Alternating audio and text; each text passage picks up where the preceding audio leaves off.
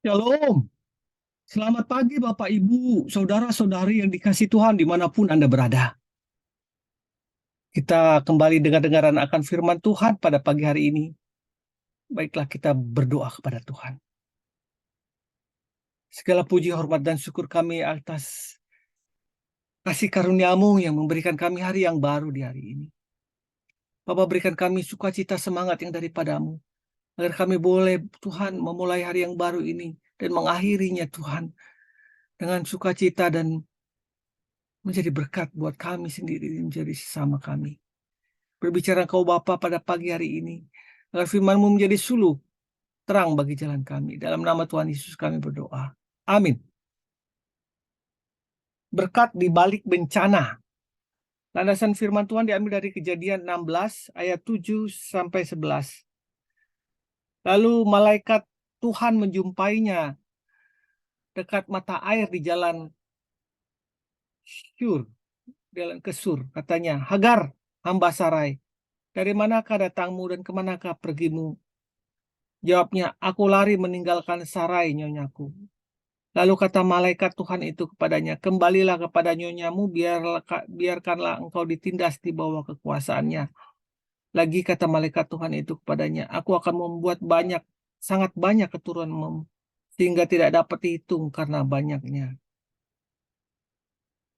Selanjutnya kata malaikat Tuhan itu kepadanya, engkau mengandung dan akan melahirkan seorang anak laki-laki, dan engkau menamainya Ismail, sebab Tuhan telah mendengar tentang penindasan atasmu itu.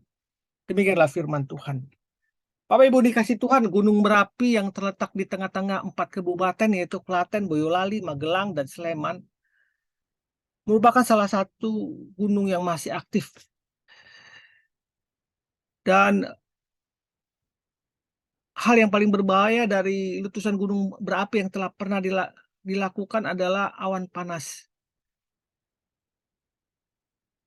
Sehingga aliran material abu dan dapat melambung tinggi sampai 2 km. Tetapi di balik bencana gunung berapi ternyata ada berkat yang bisa dinikmati penduduk sekitar. Karena ternyata bahwa semburan abu itu mengandung zat-zat yang sangat berguna bagi sumber daya alam, terlebih bagi tanah, sehingga tanah tempat itu sangat subur. Jadi mereka tidak perlu repot-repot membeli pupuk untuk tanaman mereka. Jadi ternyata ada manfaatnya juga gitu ya di balik bencana gunung berapi tadi. Cerita ini eh, menjadi satu gambaran bahwa tidak selalu bencana itu menghasilkan yang jelek saja.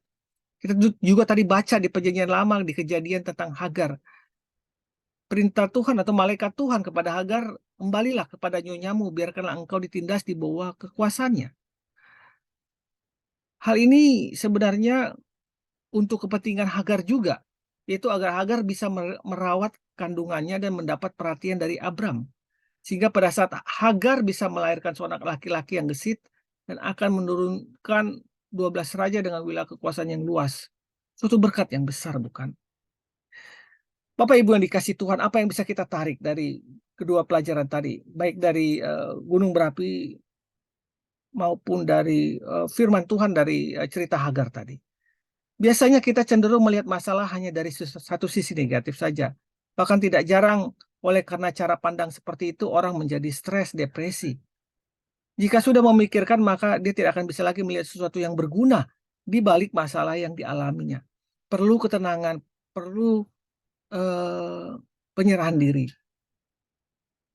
Sehingga kita bisa melihat jalan keluar untuk mengatasi masalah tersebut. Sebenarnya Tuhan mengizinkan kita mengalami masalah adalah untuk kepentingan kita sendiri, yaitu agar kita terlatih secara iman dan mental.